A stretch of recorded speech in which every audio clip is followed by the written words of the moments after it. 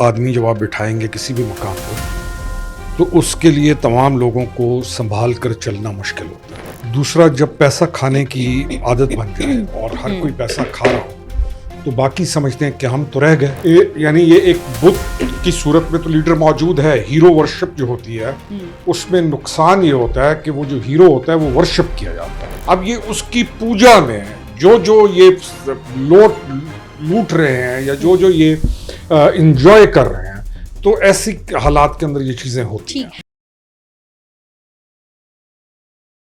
جی السلام علیکم، آپ دیکھ رہے ہیں آزاد سیاست. میں ہوں عریش فاطمہ. آج کے پوڈ کاسٹ میں اسٹوڈیوز میں میرے ساتھ ہیں سینئر پولیٹیشین ویری آنریبل خرم حمید روکھڑی صاحب. بہت شکریہ روکھڑی صاحب جوائن کرنے کا. بہت زیادہ ایشوز ہیں، ظاہر ہے کہ بہت ساری خبریں بھی ہیں.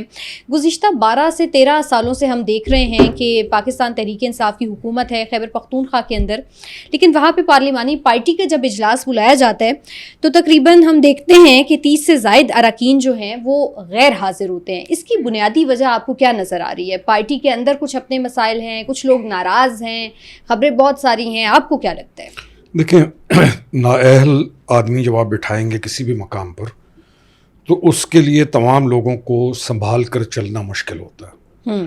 دوسرا، جب پیسہ کھانے کی عادت بن جائے اور ہر کوئی پیسہ کھا رہا ہو تو باقی سمجھتے ہیں کہ ہم تو رہ گئے. ٹھیک ہے. تیسرا یہ ہے کہ ہمارے پاس اچھی پالیٹکس یا جو آدمی دیانتدار ہو، کام کرنے والا ہو، یا جس کے اندر کیپیبلٹی ہو اور جو ملک کے ساتھ مخلص ہو، اس کی ضرورت بھی تو نہیں ہے. ٹھیک ہے. تو اس لیے یہ کھیل تماشے آپ کو نظر آئیں گے، یہ چلتے رہیں گے. ٹھیک. اور جو ایک اور چیز ہے، کیونکہ یہ پارٹی ایک بڑی لیڈرشپ سے محروم ہے. یعنی یہ ایک بت کی صورت میں تو لیڈر موجود ہے. ہیرو ورشپ جو ہوتی ہے اس میں نقصان یہ ہوتا ہے کہ وہ جو ہیرو ہوتا ہے وہ ورشپ کیا جاتا ہے. اب ان کے پاس ایک ہیرو تو موجود ہے جس کی وہ پوجا کر رہے ہیں، لیکن ان کے پاس ایک لیڈر موجود نہیں ہے جو کہ ان کو سنبھال سکے. اب یہ اس کی پوجا میں جو یہ لوٹ رہے ہیں یا جو یہ انجوائے کر رہے ہیں تو ایسی حالات کے اندر یہ چیزیں ہوتی ہیں. لیکن سہیل آفریدی کے اوپر بہت بڑا سوال ہے. ایز اے سی ایم کیا پارٹی کے اندر ان کی گرفت بہت کمزور ہے؟ کوئی اثر و رسوخ نہیں ہے ان کا؟ دیکھیں، کے پی ایک بہت وزادار اور مضبوط صوبہ تھا. کے پی کے اندر لیڈرشپ باقی تمام صوبوں کی نسبت زیادہ تھی. آئی ڈونٹ نو کہ پتہ نہیں کے پی سے کیا بدلہ لیا ہے پی ٹی آئی نے کہ نااہل سے نااہل. ابھی پرویز خٹک کے اندر لیڈرشپ کوالٹیز تھیں. پرویز خٹک کے ٹائم تک کے پی ٹھیک چلا، لیکن اس کے بعد کے پی کے ساتھ جو لیڈرشپ دی جا رہی ہے ایز اے سی ایم وہ بہت سوال اٹھتے ہیں اس میں. تو کوئی فارورڈ بلاک آپ دیکھ رہے ہیں کہ پاکستان تحریک انصاف کے اندر بنا ہوا ہے اور اس کا خود بھی اندازہ اب ہو گیا ہے، کیونکہ واٹس ایپ گروپ کے اندر جتنی بھی ان کی کانورسیشنز ہیں اس میں بہت لوگ اب ڈسکشنز بھی کر رہے ہیں. اس کا اندازہ پاکستان تحریک انصاف کو آپ سمجھتے ہیں کہ ہو گیا؟ دیکھیں، پاپولسٹ پارٹی جو ہوتی ہے نا اس کے مسائل ہوتے ہیں، اور پاکستان کے اندر تو پاپولسٹ پارٹی آئی، بھٹو صاحب کے وقت آیا پاپولزم، اب دوبارہ یہ آیا. پاپولسٹ پارٹی کے ایشوز ہیں. پاپولسٹ پارٹی میں توازن نہیں ہوتا. پاپولسٹ پارٹی کے اندر کوئی دلیل، برہان یا ایویڈنس کے اوپر بات نہیں کی جاتی. تو فارورڈ بلاک کسی بھی پولیٹیکل پارٹی میں بننا کوئی بری چیز نہیں ہے اگر وہ ایک سی ایم سے خوش نہیں ہے. لیکن وہ تو بار بار تردید کرتے ہیں کہ ہمارا کوئی فارورڈ بلاک موجود. میں وہی کہہ رہا ہوں کہ پاپولسٹ پارٹی کے اندر فارورڈ بلاک اس طرح کی چیزیں مشکل ہوتی ہیں. ٹھیک. اور ناراض اراکین کو یہ جو منانے کے لیے اب انہوں نے 6 رکنی کمیٹی تشکیل دی ہے، مان جائیں گے؟ دیکھیں نا، ناراض جو ہوا اس کے ساتھ لین دین ہوگا بیٹھ کے. ایک جیسے ہیں نا سارے، یعنی یہاں پہ کوئی اس طرح کی لیڈرشپ تو ہے نہیں. کسی کو کم مل گیا روکھڑی صاحب، وہ اس لیے ناراض ہے کہ ہمیں زیادہ کیوں نہیں ملا. اب کیا وہ اپنے حلقے کے لوگوں کے لیے ناراض ہو رہا ہے یا اپنی ذات کے لیے ہو رہا ہے؟ انفارچونیٹلی یہاں ذات اول رہتی. ٹھیک. اچھا روکڑی صاحب، 7 جون کو گلگت بلتستان کے اندر الیکشنز ہونے جا رہے ہیں. وہاں پہ دنگل بھی سج چکا ہے. مختلف پارٹیز اس وقت اپنی الیکشن کیمپینز کو بھی زور و شور سے جاری رکھے ہوئے ہیں. ابھی نواز شریف صاحب وہاں پہ پہنچے ہیں، کل وہاں پہ بلاول بھٹو زرداری صاحب تھے. لیکن اس مرتبہ کا یہ جو جی بی کا الیکشن ہے اس کو آپ کتنا ڈفرنٹ دیکھتے ہیں ماضی کے الیکشن سے؟ اتنا زیادہ فرق نہیں ہے. اچھا. جی بی کشمیر جی اس کا ایک طریقہ ہے، اس کے اندر ایک رواج ہے. جس کی گورنمنٹ سینٹر میں ہوگی یہاں پہ وہی گورنمنٹ وہاں بنا جائے. جی ایگزیکٹلی. یہ ایک پریسیڈنس ہے وہاں پہ.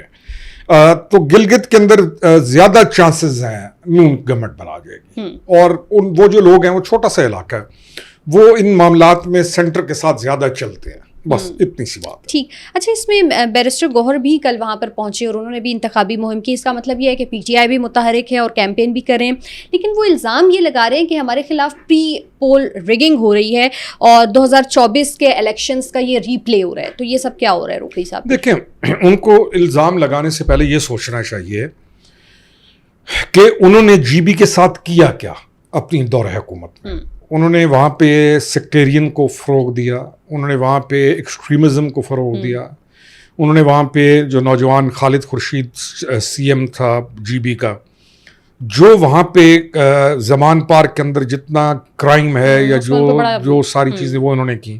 تو آپ یہ دیکھیں کہ آپ نے کیا کیا ہے. آپ تو ایسے لوگ ہیں جو ایک جگہ کے اوپر بیٹھ کے اتنا فساد کرتے ہیں کہ آپ کے فساد سے بچنے کے لیے آپ کی جائز ڈیمانڈز بھی پوری کرنا مشکل ہو جاتا ہے. تو میں تو ان کے اوپر یہی کہوں گا کہ ان کی اگر کوئی جائز ڈیمانڈ بھی ہو نا, وہ ان کے کردار کو, ان کے کریکٹر کو, اور what all they have done to Pakistan, وہ کیسے کون پوری کر سکتا ہے. ٹھیک. اچھا روکڑی صاحب, کچھ اور بھی بڑی امپورٹنٹ خبریں ہیں, اور وہ یہ کہ افغانستان کا چونکہ روس کے ساتھ ایک فوجی معاہدہ ہوا, اور ابھی میں دیکھ رہی تھی کہ ان کے وزیر دفاع جو افغانستان کے ساتھ کے ہیں, انہوں نے کہا ہے کہ ہمارا کسی بھی قسم کا کوئی دفاعی معاہدہ نہیں ہوا, بلکہ یہ ایک فوجی تکنیکی یا ملٹری ٹیکنیکل معاہدہ ہے. تو اس معاہدے کو آپ کیسے دیکھ رہے ہیں, اور کیا ہم یہ سوچ سکتے ہیں کہ اب جو افغانستان کے اندر دہشت گرد تنظیمیں ہیں وہ یوکرین کے اندر بھی ایکٹیو ہوں گی؟ بہرحال عجب ہے. دیکھیں, ہم جب تھے نا, بچے تھے جب, تو اس وقت رشیا افغانستان میں آیا, تمام افغانستان کے لوگوں نے مل کر رشیا کو وہاں سے ہٹایا, پھر اگلی جنگ آئی. تو آج مجھے ویسے میں سوچ رہا تھا کہ آج دوبارہ افغانستان اور رشینز اکٹھے ہو رہے ہیں. تو بہرحال یہ چیزیں چلتی رہتی ہیں. وہ ایک انڈیپینڈنٹ ملک ہے افغانستان, وہ اپنی بقا کے لیے اپنے معاملات کو دیکھے گا.